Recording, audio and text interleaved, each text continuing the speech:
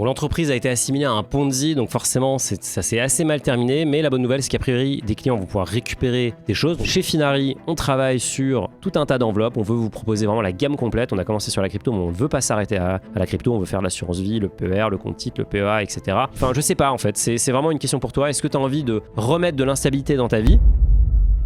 Bonjour à tous, bienvenue dans une nouvelle analyse de patrimoine. Aujourd'hui, je vous emmène chez quelqu'un qui a quitté son job, qui a fait le tour du monde et qui revient en France pour tout défoncer. C'est parti. Et on l'a appelé le crypto-enthousiaste qui veut repartir sur de bonnes bases puisque il veut tout changer. On est un peu dans la crise de la quarantaine chez notre utilisateur. Patrimoine brut et net, 450 000 €. Vous voyez déjà beaucoup d'immobilier, donc probablement une belle résidence principale. Pas mal de crypto aussi et ensuite du cash. Le profil, célibataire, 46 ans, sans enfant. J'ai quitté mon job il y a quelques années pour voyager. Je suis de retour depuis 1 an et demi en France. Aujourd'hui sans emploi, ça a été difficile de retrouver un job, mais je reprends de nouvelles fonctions prochainement en tant que cadre technique avec un salaire de 55K brut par an. Bravo déjà d'avoir quitté ton job il y a quelques années. Bravo d'avoir retrouvé un job.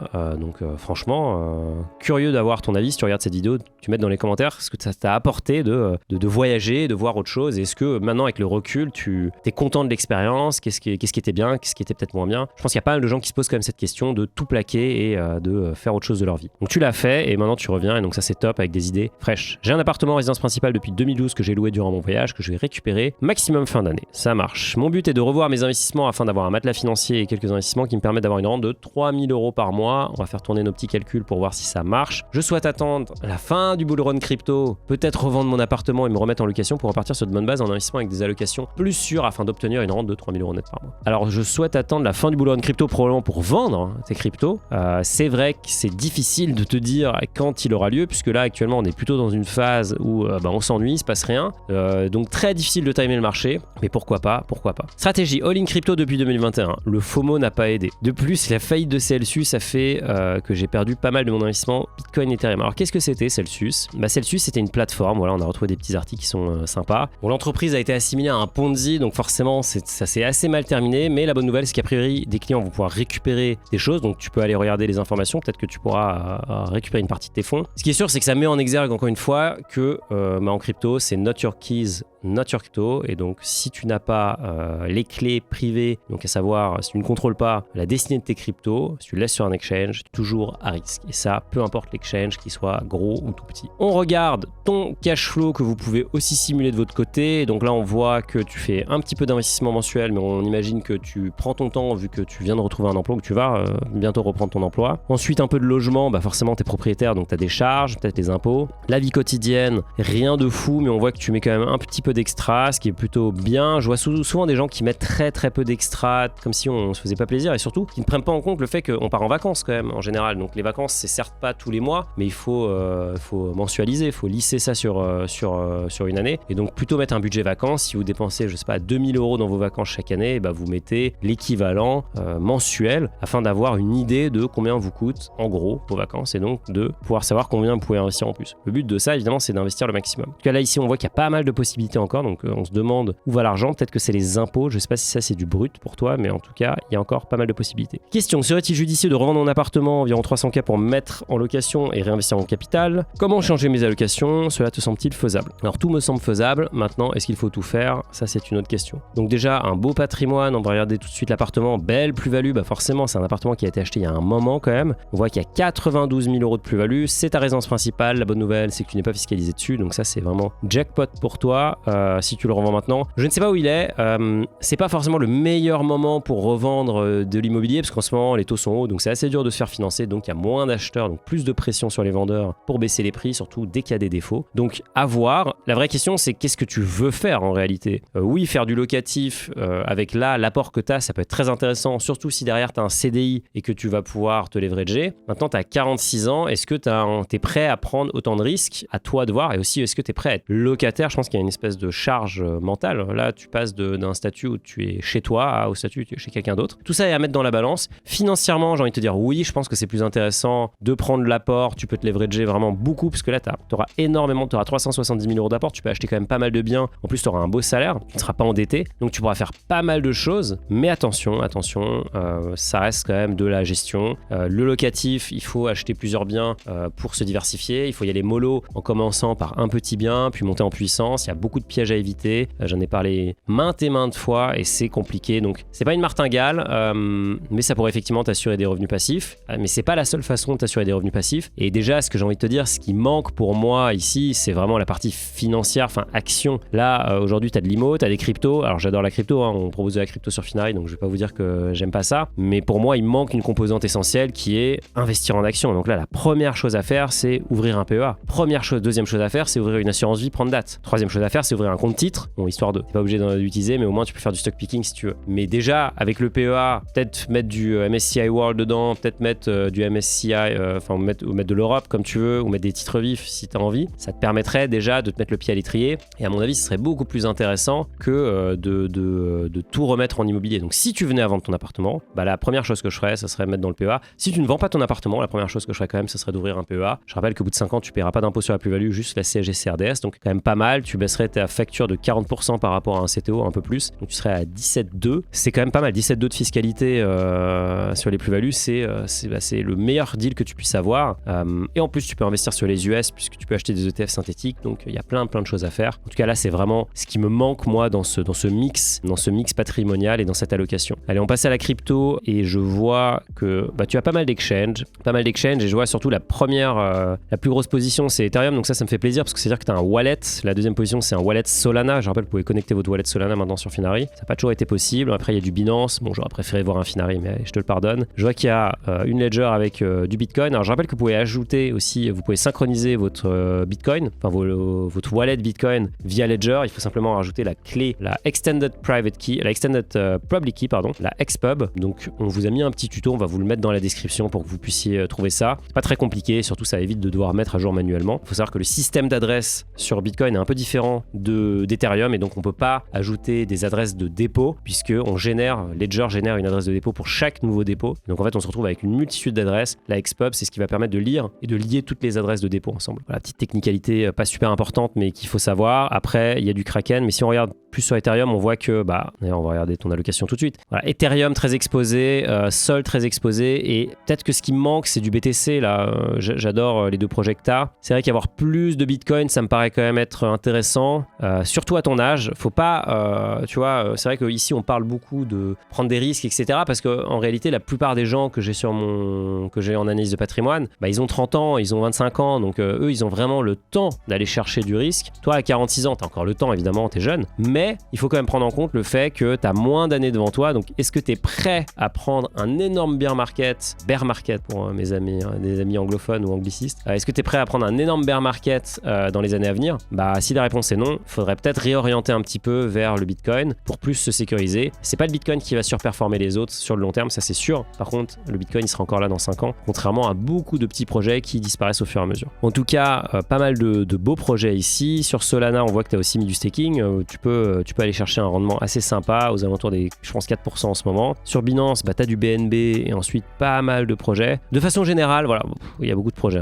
On voit qu'il y a pas mal de dust aussi. De façon générale, encore une fois, sur les cryptos, moi, je préfère les portefeuilles qui sont très concentrés parce que ça permet d'aller vraiment avoir de la conviction et surtout de voir sa conviction payer. Si tu es en mode spray and pray, c'est-à-dire tu en mets un peu de partout, mais chaque position fait 2% de ton patrimoine ou de ton portefeuille crypto, l'impact sera assez négligeable finalement. Donc là, peut-être une réorientation à faire et en tout cas, très bien que tu aies appris la leçon Celsius et que tu ne gardes finalement que relativement peu sur un exchange. On voit que ici par contre, sur Binance, tu as 11% versus plus de 70%, 80% en cold wallet, en cold storage. Donc ça, c'est vraiment très très bien. D'ailleurs, si le sujet de la sécurité, du ledger, du Bitcoin en général vous intéresse, j'ai interviewé la personne, je pense, qui est la plus influente en France dans le domaine, puisque c'est la personne qui a créé Ledger, qui a mis all-in sur son patrimoine sur le Bitcoin. Il me semble que c'était en 2014. Donc voilà, vous imaginez la taille de son patrimoine, sachant qu'il était déjà relativement aisé à ce moment-là. C'est évidemment Eric Larchevêque. Il est aussi sur Qui va être mon associé. Il est aussi sur mon plateau du Finari Talk. Je vous mets le lien juste ici. Franchement, c'était un régal.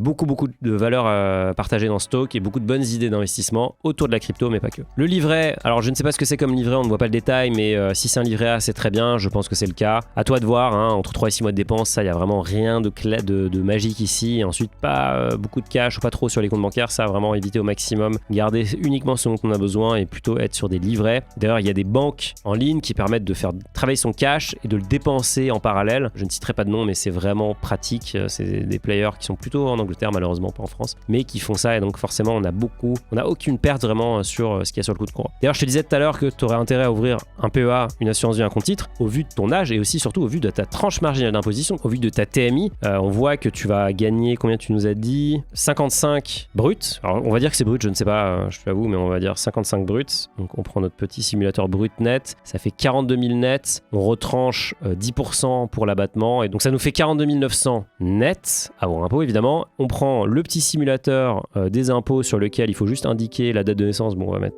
n'importe quoi et c'est pas très important et on met le salaire ici, donc on a dit combien, 42 800 je crois, c'est pas hyper important, là vous pouvez tout passer, alors regardez-moi ce formulaire vraiment de l'enfer et donc là on voit que tu paieras 4 800 € d'impôt cette année si tu ne fais absolument rien en termes de déduction, réduction, crédit d'impôt, etc. Donc ça peut être intéressant aussi d'ouvrir un PER qui te permettra de vraiment avoir une réduction d'impôt qui est assez importante et surtout vu ta TMI, généralement le PER on dit que c'est intéressant à partir d'une TMI, désolé pour les acronymes, à partir d'une TMI de 30% et donc c'est là que c'est intéressant. D'ailleurs ici on te met littéralement que tu as un plafond, tu peux verser au maximum 4 399 € sur ton PER, donc ça c'est vraiment intéressant. Si tu verses cette somme, tu peux gommer l'équivalent en impôt et tu seras refiscalisé à la sortie, mais c'est pas très grave parce qu'en fait à la sortie ton taux d'imposition va naturellement baisser puisque tes revenus vont baisser et vu que tu n'es pas non plus à des années-lumière de la retraite, ça peut être intéressant. Ça peut être intéressant si quelqu'un a 30 ans, je considère que le PER c'est peut-être moins la folie. Là à 46 ans, ça commence à devenir très intéressant et donc on peut vraiment faire travailler son argent, baisser son impôt, sa facture fiscale là maintenant tout de suite et ça c'est quand même assez rare. Généralement c'est plutôt des dispositifs qui sont assez, je vais pas dire dangereux mais qui apportent leur lot de risques. Là tu peux prendre un PER, c'est l'équivalent d'une assurance vie, hein. C'est souvent, il y a PER bancaire assurantiel mais là on va dire PER bancaire assurantiel. Tu peux mettre des ETF dedans, tu peux faire de la gestion libre, tu peux faire exactement la même chose que sur ton assurance vie et à la fin tu auras payé moins d'impôts, tu auras fait travailler ton argent pendant 25 ans, quelque chose comme ça et en plus vu que tes revenus baisseront à la sortie, tu seras fiscalisé non pas sur une TMI à 30 mais peut-être plutôt à 11 et donc forcément tu seras gagnant parce que tu empocheras le delta. Donc ça pourrait être très intéressant, ça te fait une belle liste de courses, de choses à faire, donc j'espère que tu as du temps devant toi puisqu'il va falloir aller ouvrir du compte à la chaîne. D'ailleurs pour information, chez Finari on travaille sur tout un tas d'enveloppes, on veut vous proposer vraiment la gamme complète. On a commencé sur la crypto mais on ne veut pas s'arrêter à la crypto, on veut faire l'assurance vie, le PER, le compte titre, le PEA, etc. pour vraiment vous proposer toutes les solutions d'investissement clés en main avec toujours la même qualité, la transparence, les frais, la simplicité, un support client qui est basé en France et yours only pour vous servir et pour vous proposer de la valeur tous les dimanches et tous les mercredis sur notre chaîne. Alors tes questions, la deuxième question, je pense que j'y ai répondu en long, en large et en travers. Faut-il changer ton allocation? Oui, en gros, faut faire plein de choses. Mais la bonne nouvelle, c'est qu'en fait, t'as les moyens pour le faire, donc vraiment pas de panique. Première question, serait-il judicieux de revendre mon appartement environ 300 000 pour me mettre en location et réinvestir le capital? Bon, je t'ai donné mon avis un peu en prenant au doigt mouillé. Maintenant, on va prendre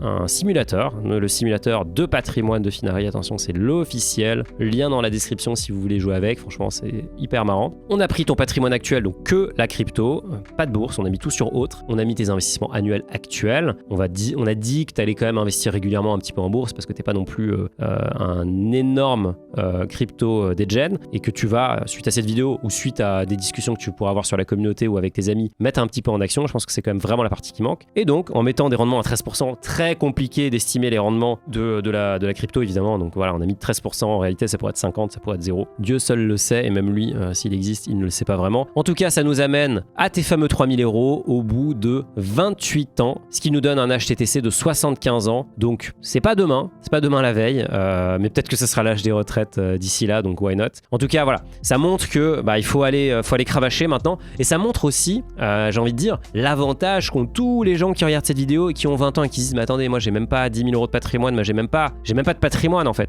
Oui, mais vous êtes jeunes les amis, donc non seulement vous avez la vie devant vous, notre copain aussi ici, aussi, il a la vie devant soi. Mais vous avez les années d'intérêts composés qui vont travailler à votre place. Donc c'est absolument génial et c'est crucial. Donc profitez-en parce qu'ici, vous voyez que même avec un beau rythme d'investissement, ça reste quand même compliqué. Après ici, je pense que tu vas pouvoir investir beaucoup plus. En tout cas, si tu veux accélérer la marche, c'est ce qui va être obligatoire. Et deuxième scénario, qu'est-ce qui se passe si on vend tout et on dit qu'on met pour le coup beaucoup plus en bourse, on va vraiment aller à fond sur la bourse. Là, qu'est-ce qui se passe? Bah forcément, ça va beaucoup plus vite. C'est au bout de 15 ans. Donc pour toi, bah forcément, hein, ça fait 61 ans. Donc avant la retraite, tu y es. Sachant que je précise qu'ici, la technique qu'on utilise à chaque fois, c'est la vente du capital. C'est pas les dividendes qui sont versés tous les mois. Tu ne vas pas toucher 3000 € de dividendes en ayant 1 million d'euros de patrimoine, en tout cas pas par mois. Mais par contre, tu vas pouvoir vendre ce capital avec un taux de retrait qu'on a défini à 4%, qui est assez élevé honnêtement. On pourrait mettre moins. Il y a plein d'études qui disent que maintenant c'est plutôt 2, 2,5, 3, 3,5. Ça dépend. Mais en tout cas, voilà. Tu vois que forcément, bah, c'est beaucoup plus rentable. Pour moi, la vraie variable, en fait, c'est pas vraiment la vente de l'appartement parce que c'est plutôt un sujet personnel, j'ai envie de dire. La vraie variable, elle est là. Est-ce que tu peux pas investir plus tous les mois, même en gardant ton appartement? Je trouve que l'appartement, il est déjà rentable. Enfin, je sais pas en fait. C'est vraiment une question pour toi. Est-ce que tu as envie de remettre de l'instabilité dans ta vie? À toi de nous le dire. En tout cas, si tu as envie, bah là, effectivement, il n'y a pas photo. Hein. Si tu vends l'appartement et que tu mets par exemple en bourse, ça sera beaucoup plus rentable. Certes, tu pourrais aussi mettre en immobilier, mais évidemment beaucoup plus de boulot. Tu pourrais aussi mettre en SCPI, mais il faudrait choisir les bonnes. Alors, il y a plein de techniques pour le faire. Donc, plusieurs options. Donc, oui, l'appartement, c'est plus rentable, ça t'ira beaucoup plus vite à ton objectif, mais tu perds quand même en confort, tu perds en sérénité. Donc, c'est plutôt un choix personnel. Une fois que tu as défini ça, je pense qu'après, la stratégie à appliquer, ça, c'est une deuxième question. Et ça, on pourra peut-être en parler dans une autre vidéo. N'hésitez pas à aller vous abonner à mon compte personnel Instagram. Je vous emmène dans les coulisses de Finari et je vous présente aussi des fonctionnalités en avant-première. Si ça vous intéresse, je vous mets le lien dans la description. Donc voilà, j'espère que ça t'a aidé. Bravo encore une fois pour ton départ, ton retour, ton nouvel emploi. Ça se fête. Si tu nous mets un petit mot dans les commentaires pour savoir comment tu l'as vécu, bah, ça serait hyper intéressant pour avoir du contexte. Si ça vous a aidé, bravo. Si ça vous a pas aidé et que vous voulez avoir mon avis sur votre stratégie, eh bien vous mettez votre patrimoine dans le lien qui est en description. Je sélectionne au hasard, selon une méthodologie très sophistiquée qui consiste à demander à mon équipe ce qu'ils en pensent, le meilleur profil. Et puis tous les dimanches, pendant que vous faites une petite tartine au Nutella, eh bien je commente ça. On commente ça ensemble dans les commentaires. J'adore lire vos commentaires d'ailleurs. C'est un régal de vous avoir avec moi. J'ai l'impression de vous connaître quelque part. Donc c'est vraiment top. Ça fait plus d'1 an qu'on fait ça maintenant et je découvre tous les jours des nouvelles choses. Donc merci à tous. Je vous souhaite des bons investissements. Soyez prudents et je vous dis à très vite